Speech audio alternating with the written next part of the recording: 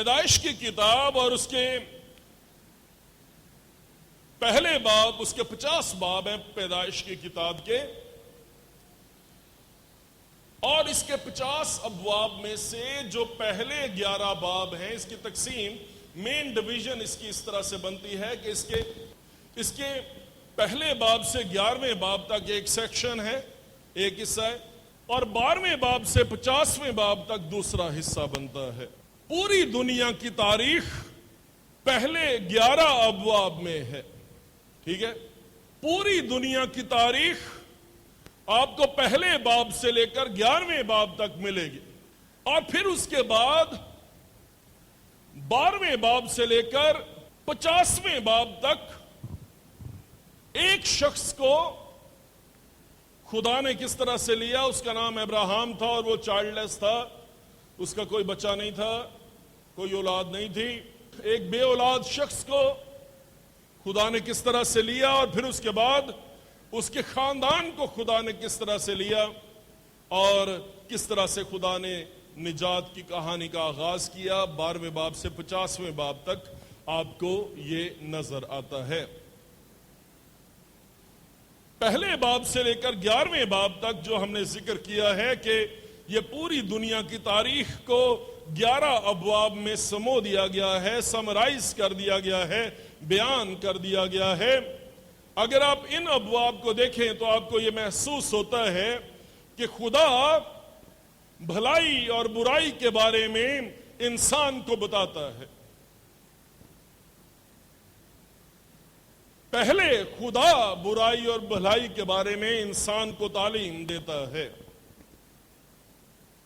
لیکن پھر اس کے بعد بجائے اس کے کہ خدا بھلائی اور برائی کے بارے میں بتاتا رہے انسان کو، خدا نے انسان کو چوائس دے دی اور اسے یہ کہا کہ جو درخت باغ کے بیچ میں ہے تو نے اس کے پھل کو نہیں کھانا، ٹھیک ہے؟ یہ چوائس ہے اس کے پاس، اور جس دن تو نے اسے کھایا تو مرا۔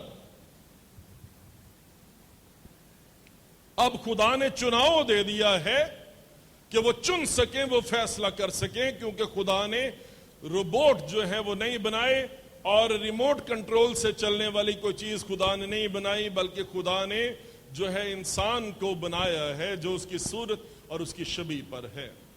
آگے چلیں، تیسرے باب میں ایک کردار کے ساتھ آپ کی ملاقات ہوتی ہے، آپ جانتے ہیں اس کردار کو، اور یہ کردار جو ہے یہ باغی کردار ہے، اور یہ کردار خدا کے خلاف ہے، اور یہ کردار آدم اور حوا کے پاس آتا ہے اور انہیں یہ کہتا ہے کہ تمہاری آنکھیں کھل جائیں گی اور تم خدا کی مانند بن جاؤ گے، خدا کی مانند بن جاؤ گے۔ یہ کوئی نیا مکاشفہ نہیں ہے، کیونکہ یہ پہلے سے خدا کی مانند ہیں، کیونکہ خدا نے ان کو اپنی صورت پر اور اپنی شبیہ پر پیدا کیا ہے۔ یہ تو پہلے سے خدا کی مانند ہیں، ٹھیک ہے؟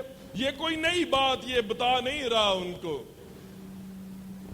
اگر آگے چلیں تو آپ کو یہ معلوم ہوتا ہے کہ خدا نے جس نے گناہ کروایا ہے اسے خدا نے تنزلی دی ہے، اور اسے کہا ہے کہ تو اپنی جو ہے پیٹ کے بل چلے گا اور تو خاک چاٹے گا، اور ساتھ ہی خدا نے ایک نجات دہندہ کا وعدہ کر دیا، اور خدا نے یہ کہا کہ ایک جو عورت کی نسل میں سے ہے وہ آئے گا اور وہ تیرے سر کو کچلے گا اور تو اس کی ایڑی پر کاٹے گا، ٹھیک؟ اب یہاں پہ جو ایک وونڈڈ وکٹم ہے،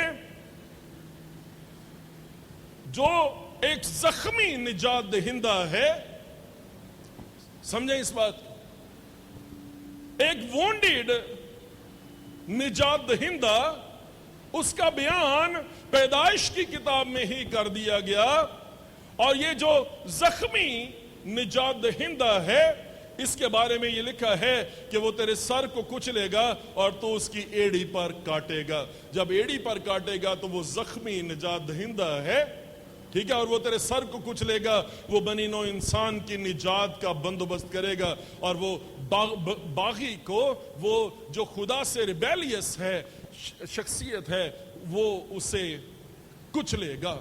سمجھیں اس بات. اور یہ تکمیل اس کی آپ کو یسوع مسیح میں ہوتی ہوئی ملتی ہے. اس کے بعد آگے چلے. اب یہاں سے جو لہریں ہیں, جو ریپلز ہیں, وہ پھیلنا شروع ہوئی ہیں, اور آپ کو یہ معلوم ہوتا ہے کہ جو پہلے نر اور ناری تھے وہ ناری کہلائے گی کیونکہ وہ نر سے نکالی گئی, اور وہ کہتا ہے کہ وہ تو میری ہڈی میں سے ہڈی اور میرے گوشت میں سے گوشت ہے. اس گناہ نے اس خاندان پر اثر ڈالا ہے, ان کے رشتوں پر اثر ڈالا ہے, اور اب وہ کہتا ہے کہ وہ حوا کہلائے گی جو زندوں کی ماں ہے.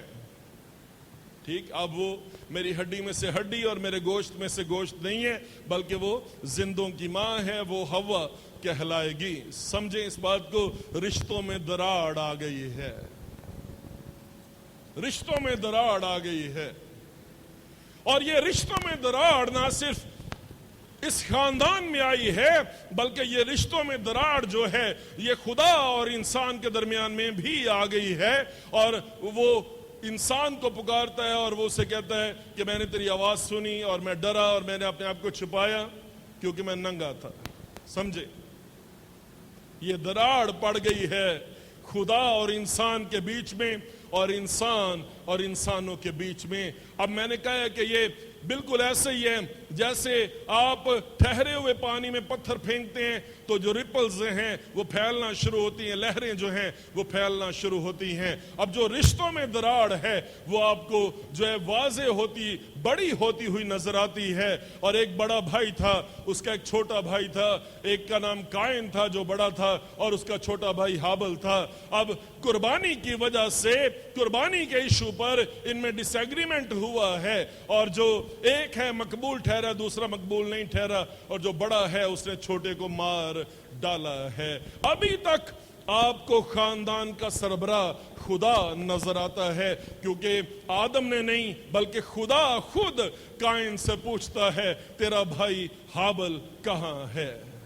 سمجھ آ رہی ہے؟ خدا سربراہ خاندان کے سربراہ کے طور پر آپ کو نظر آتا ہے, جہاں پہ خدا اسے سمجھاتا ہے کہ بیٹا اگر تو بھلا کرے تو کیا تو مقبول نہ ہوگا, اور اگر تو بھلا نہ کرے تو دیکھ گناہ دروازے پر دبکا ہوا بیٹھا ہے. یہ خاندان کا سربراہ ہے. خدا خاندان کا ہیڈ ہوتے ہوئے بڑے پیار سے اس کی کاؤنسلنگ کر رہا اور اسے سمجھا رہا ہے. اس نے خدا کی بات کو نہیں مانا, اور اس نے جو ہے وہ اپنے بھائی کو قتل کر دیا, اس کا خون کر دیا, اور اس کا خون کرنے کے بعد خدا اسے پوچھتا ہے تیرا بھائی حابل کہاں ہے, اور وہ کہتا ہے کیا میں اپنے بھائی کا محافظ ہوں؟ اور جو خاندان کا ہیڈ ہے, سمجھے کون ہے خاندان کا ہیڈ؟ خدا ہے خاندان کا ہیڈ. جو خاندان کا ہیڈ خدا ہے وہ اسے خاندان میں سے بے دخل کر دیتا ہے, اور اسے کہتا ہے کہ تو اب خانہ خراب اور آوارہ ہوگا. ٹھیک ہے, اسے خاندان میں سے آگ کر دیتا ہے, اسے خاندان میں سے بے دخل کر دیتا ہے. اور سمجھیں اس بات کو کہ آدم نے اسے باہر نہیں بھیجا, بلکہ خدا جو فیملی کا ہیڈ ہے اس نے اسے ایکسپیل کیا ہے, اس نے اسے باہر بھیجا ہے. آدم کی یہاں پہ آپ کو کوئی آواز, کوئی اوپینین, کوئی صلاح آدم کی نظر نہیں آتی, لیکن خدا کی بات آپ کو نظر آتی ہے. بہرحال ریپلز پھیل رہے ہیں, اور پھر آپ کو انسانوں میں ایک انریسٹ نظر آتی ہے, ایک बेआरामी की कैफियत नजर आती है, और ये जो बेआरामी की कैफियत आपको नजर आती है उसका बयान आपको चौथे बाब में मिलता है। और जो चौथा बाब है वो आपको बयान करता है आपके सामने कि किस तरह से वो गया और उसने जो है एक शहर बसाया और उस शहर का नाम उसने अपने बेटे के नाम पर रखा। ठीक, और उसके बाद आगे देखें कि तेज हथियार बनाने वाले और बीन और बांसुरी जो है बजाने वाले और लमक जो है वो जो है 2 बीवियां ब्याह लाया। आपको एक अनरेस्ट नजर आती है, और यही अनरेस्ट जो है जो चौथे बाब में जिसका बयान है, ये देखें कि ये छठे बाब में भी उसका बयान आपको नजर आता है। और छठा बाब जो है वो बयान करता है कि किस तरह से एक जबरदस्त सूरमा तैयार किया जाए और परफेक्ट ह्यूमन बीइंग बनाया जाए, और जो परफेक्ट ह्यूमन बीइंग बनाया जाए वो जब्बार और कहार किस्म के इंसान पैदा किए जाएं। जब खुदा के बेटों ने आदम की बेटियों को देखा और जिनको उन्होंने चाहा उनसे ब्याह कर लिया। छठा बाब। अब ऐसे में खुदा जो है वो ठल लगाता है, खुदा रोकने की कोशिश करता है, और आपको जो नूह का तूफान है वो छठे और 7वें और 8वें बाब में और 9वें बाब में आपको नूह का तूफान नजर आता है। होल्ड करना है आपने, समझ आई? रिपल्स फैल रहे हैं। लेकिन फिर 11वें बाब में इंसानों ने ईंटें ईजाद कर ली और ईंटें पका के उन्होंने भट्टे लगा लिए, और भट्टे लगा के जो ईंटें पका रहे हैं उन्होंने एक बुर्ज बनाना शुरू किया। और वो बुर्ज जो है उन्होंने कहा हम खुदा तक पहुंच जाएंगे, हम आसमान तक पहुंच जाएंगे, हम खुदा को नीचे झुका देंगे, है ना। और ऐसे में खुदा ने उनको प्रागंदा कर दिया और उनकी जुबानों में इख्तिलाफ डाल दिया। और फिर उसके बाद आपको 12वें बाब में जो अब्राहम की कहानी है वो नजर आती है। अब इस सारी अनरेस्ट में, इस सारी बेआरामी की कैफियत में दरमियान में आपको एक नस्ल नजर आती है, और इस नस्ल का अहवाल 5वें बाब में दर्ज किया गया है। 5वें बाब में इसका बयान है। ये नस्ल एक और नस्ल है। ये जो अनरेस्ट है दुनिया में, जो बेआरामी की कैफियत है दुनिया में, जो गुनाह का शोर आपको नजर आता है, और ऐसे में आपको एक अजीब सा म्यूजिक जो है वो आपको नजर आ रहा है। और ये म्यूजिक जो है ये खुदा के म्यूजिक से हट के है, ये वर्शिप नहीं है, ये कुछ और ही म्यूजिक है जो इन्होंने इजाद कर लिया है। आपको तेज हथियार बनाते हुए नजर आ रहे हैं, और आपको परफेक्ट जो सोल्जर्स हैं, परफेक्ट आर्मी, जो परफेक्ट ह्यूमन बीइंग हैं, वो बनाते हुए आपको नजर आ रहे हैं। और ऐसे हालात में एक और नस्ल है, और उस नस्ल का बयान आपको 5वें बाब में मिलता है। ठीक, 5वें बाब में उसका बयान आपको मिलता है। गौर करें कि लमक 2 बीवियां ब्याह लाया, उससे आगे चले, और वो उन बीवियों को डरा रहा है, उनको शायरी करके सुना रहा है, और उनको कह रहा है ना, जिसने मुझे जख्मी किया मैंने उसे मार डाला। समझ आ रही है? यहां पे ना सिर्फ बीवियां हैं बल्कि वायलेंस भी है, जो आपको वायलेंस इस खानदान में, इस नस्ल में नजर आ रहा है। और ये वायलेंस आपको अपने मुआशरे में मुख्तलिफ सूरतों में नजर आएगा। आगे चलें। इस नस्ल के बीच में 25वीं आयत, और अजीब बात यह है कि चौथा बाब, उसकी 25वीं और 26वीं आयत, और 5वां बाब और उसकी पहली, दूसरी, तीसरी और चौथी आयत और 5वीं आयत जो है ये रेपिटिशन है। पहले भी ये चौथे बाब में भी लिखा है, और सेत के यहां भी एक बेटा पैदा हुआ, जिसका नाम उसने अनूस रखा। और फिर 5वां बाब पढ़े, 5वें बाब में नर नारी उनको पैदा किया, उनको बरकत दी, और जिस रोज वो खलक हुए उनका नाम आदम रखा। और आदम 130 वर्ष का था जब उसकी सूरत और शबीह का एक बेटा उसके यहां पैदा हुआ, उसने उसका नाम सेत रखा। रेपिटिशन है, रेपिटिशन है। 5वां बाब पढ़े, 4थे बाब की आखिरी 2 आयतें और 5वां बाब और उसकी 3री से 5वीं आयत तक, ये रेपिटिशन है, दोहराई है। जो बात पहले कर दी गई है वही बात दोबारा की जा रही है। रेपिटिशन इसलिए है 4थे बाब में, इसलिए बयान किया गया है कि बेदीन दुनिया में, गुनहगार दुनिया में, वो दुनिया जिसमें अनरेस्ट है, उसमें खुदा ने अपने नाम को गवाही के बगैर नहीं छोड़ा। वहीं पे साधकों की नस्ल भी इन्हीं के दरमियान में रह रही है। साधकों की नस्ल भी इन्हीं के दरमियान में जिंदगी गुजार रही है, और खुदा ने अपने नाम को गवाही के बगैर नहीं छोड़ा। और ये ईमानदार लोग, गौर करें, कड़वे दाने और मीठे दाने दोनों इकट्ठे ही उग रहे थे, दोनों इकट्ठे ही बढ़ रहे थे, दोनों एक ही खेत में थे। समझ आ रही कि नहीं आ रही? सो जब कड़वे दाने जो दुश्मन बो गया है वो भी आपको साथ साथ ही बढ़ते हुए नजर आए, घबराना नहीं, परेशान नहीं होना, और अपनी गवाही को छोड़ नहीं देना, उस पर कॉम्प्रोमाइज नहीं कर लेना। आमीन। 5वां बाब अगर देखें तो उसके शुरू की आयत दोबारा से बताती है, यह आदम का नसबनामा है। जिस दिन खुदा ने आदम को पैदा किया तो उसने उसे अपनी शबीह पर बनाया, नर और नारी उनको पैदा किया और उनको बरकत दी। और जिस रोज वो खलक हुए उनका नाम आदम रखा। गौर करें, यह तो पहले भी बात हुई है, 2 बाब में नर और नारी उनको पैदा किया और उसका नाम आदम रखा, यह तो पहले भी बात हुई है। 5वें बाब में इस बात पर गौर करें। 5वां बाब बयान करता है कि खुदा ने एक नया आगाज दिया है, एक नया स्टार्ट खुदा ने दिया है।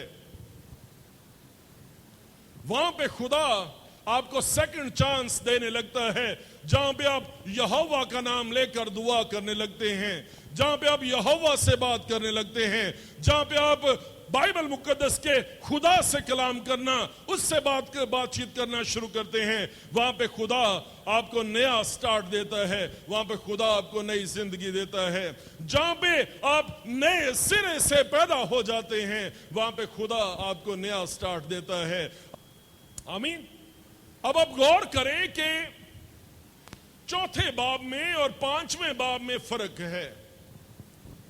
4थे बाब में किसी भी शख्स की उम्र नहीं लिखी, उसकी अचीवमेंट्स लिखी हैं, उसकी कारकर्दगी लिखी है, उसने क्या काम किया और क्या इजादात की हैं, ये आपको 4थे बाब में मिलेगा, है ना। 4थे बाब में काम और इजादात लिखी हुई मिलेंगी।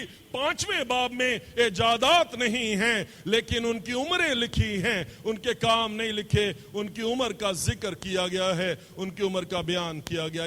उसका सबब यह है, पहली बात कि जो 5वां बाब है इसमें वो नस्ल है जिनकी जिंदगी का एक एक दिन, उनकी जिंदगी का एक एक लम्हा रिकॉर्डेड है, गिना हुआ है, शुमार किया गया है, जिन पर खुदा नजर कर रहा, उन पर खुदा ने सीसीटीवी कैमरा लगाया हुआ है और खुदा उनकी जिंदगी के सारे दिनों को रिकॉर्ड कर रहा है। आमीन। पहली बात, शरीरों की उम्रें नहीं लिखी, शरीरों की उम्रें नहीं लिखी, शरीर कितने साल जिंदा रहे इस बात से कोई फर्क नहीं पड़ता, लेकिन रास्तबाज और सादिक उसकी जिंदगी का हर एक दिन खुदा के हुजूर में है। मैं आपसे पूछना चाहता हूं, आपकी उम्र रिकॉर्डेड है? اس بات سے فرق نہیں پڑتا آپ کی کتنی برتھ ڈے ہو گئی ہیں، اس بات سے فرق پڑتا ہے کیا برے کی کتاب حیات میں آپ کے نام درج ہیں؟ کیا زبور نمبر 139 کے مطابق آپ کی زندگی کے سارے سال، آپ کی زندگی کے سارے ایام خدا کی حضوری میں درج ہیں؟ اس بات سے فرق پڑتا ہے۔ آمین۔ دوسری بات، میں نے پہلے کہا ان کے کام لکھے ہیں، ان کی عمریں نہیں لکھی۔ ان کے کام نہیں لکھے، ان کی عمریں لکھی ہیں۔ وجہ کیا ہے؟ سبب کیا ہے؟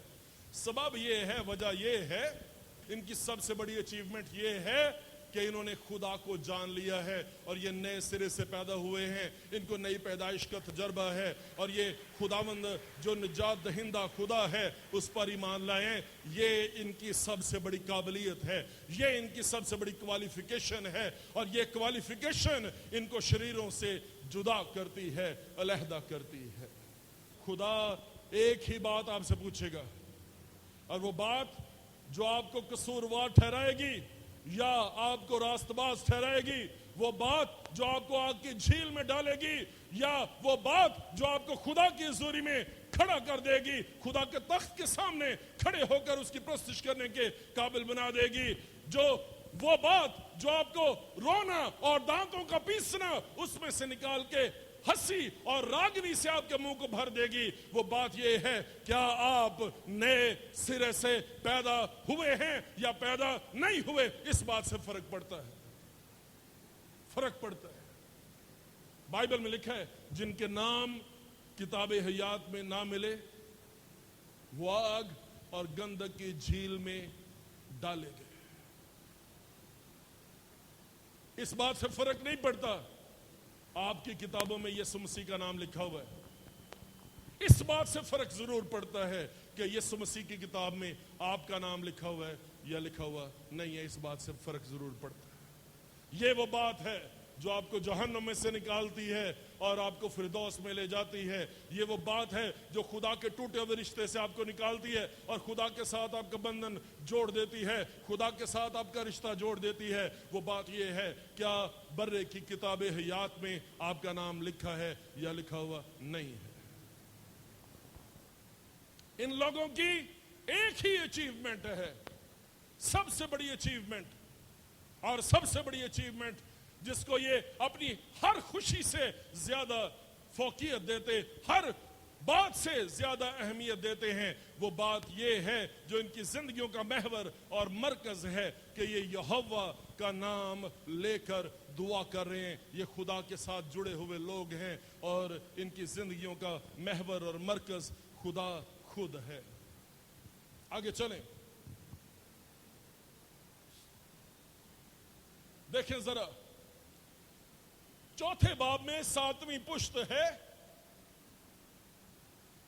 چوتھے باب میں جو 7ویں پشت ہے اس کا نام لمک ہے، اور لمک جو 7ویں پشت ہے وہ 2 بیویاں بیاہ لایا۔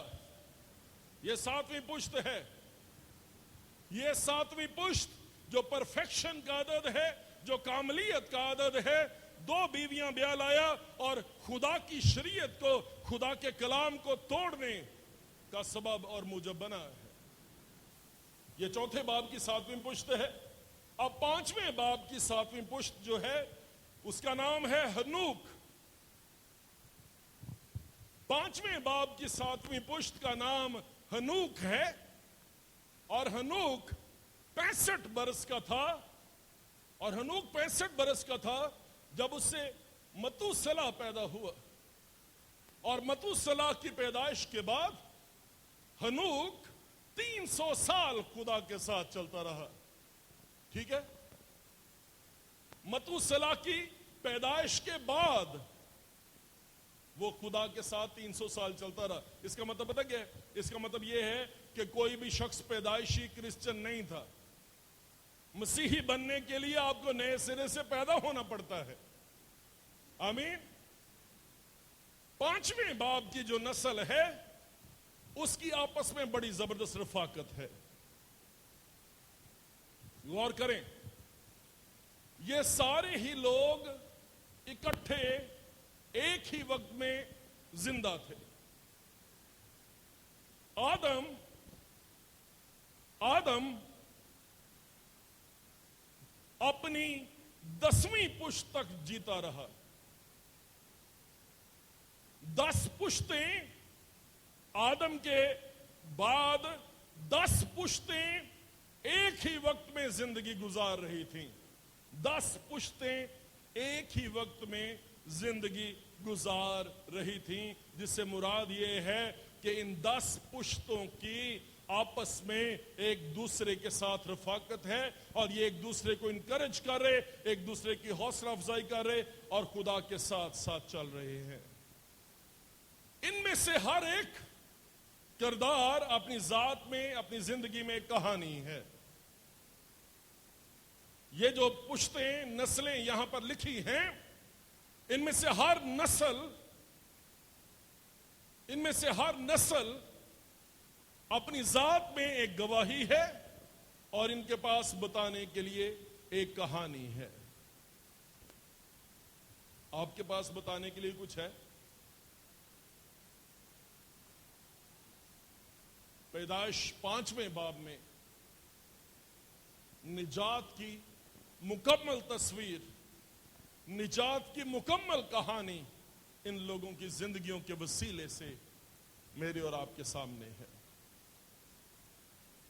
जब मैं और आप दुनिया में जिंदगी गुजारते हैं, हम अपना नाम कर रहे, अपने नाम के लिए जी रहे, या हम खुदा के नाम के लिए जिंदा हैं, उसके नाम के लिए जी रहे हैं, फैसला आप लोगों ने करना है।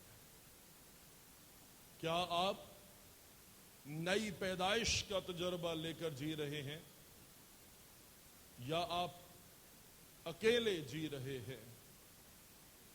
अकेले हम जिंदा नहीं रह सकते। हमें एक निजात दहिंदा की जरूरत है, हमें एक सेवियर की जरूरत है। और ये सेवियर, ये निजात दहिंदा पैदाइश की किताब और उसके 3 बाब से कलाम में, बाग़-ए-अदन में ही उसका वादा हमारे सामने है। और पौलुस रसूल और कलाम ये फरमाता है कि वो बनाए आलम के पेशतर से, अज़ल से ज़िबा किया हुआ बर्रा है।